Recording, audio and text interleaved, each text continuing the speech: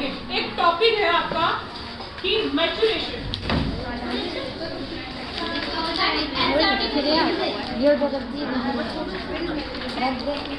देखिए एक मिनट, अब आप कुछ नहीं बोलेंगे, कुछ भी नहीं बोलेंगे, ठीक है? जो भी बोलना मैं बोलूंगी और किसी से कुछ भी नहीं मांगेंगे, ठीक है? अब आप सुनिए, एक होता है सेक्सुअल मैच्योरेशन। हम कहना इसको सेक्सुअल मैच्योरेशन का मतलब क्या है?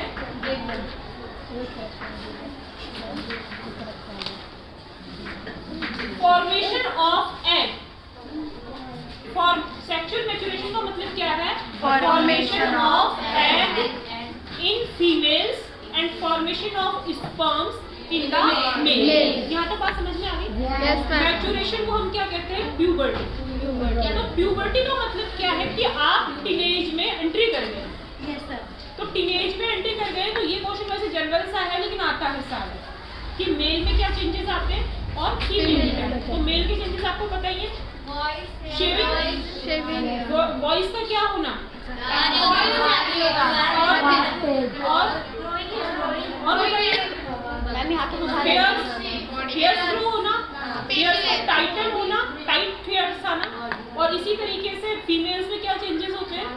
एक तो पीरियड्स आने लगते हैं, मेंस्ट्रुएशन साइकिल, जो वॉइस होती है वो कैसी हो जाती है और बॉडी शेप चेंज हो जाता है। और जेनाइटल एरियाज पे हेयर्स का आना, ठीक है?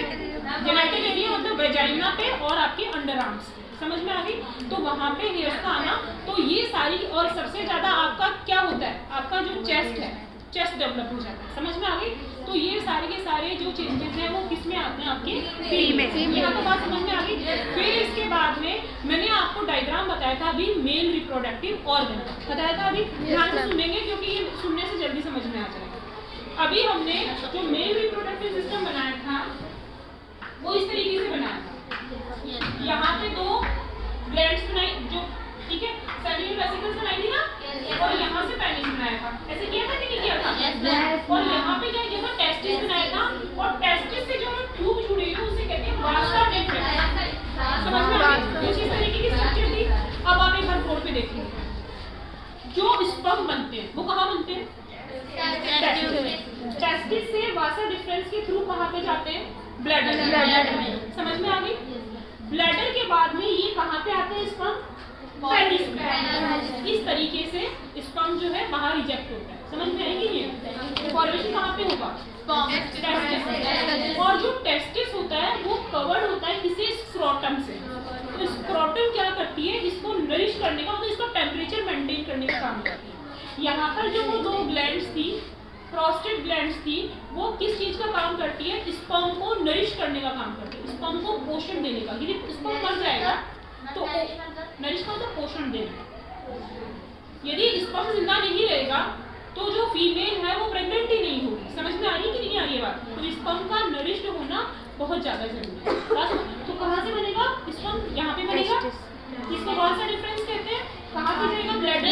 और ब्लैडर से कहाँ पे आएगा? That is the second. It is all about the male reproductive. तो यहाँ से आपके 3 क्वेश्चन तैयार हो गए। एक तो सेक्सुअल मैच्योरिटी क्या होती है, दूसरा प्यूबर्टी क्या होती है, और तीसरा explanation about the male reproductive organ. Any doubt? आगे चलते हैं फीमेल।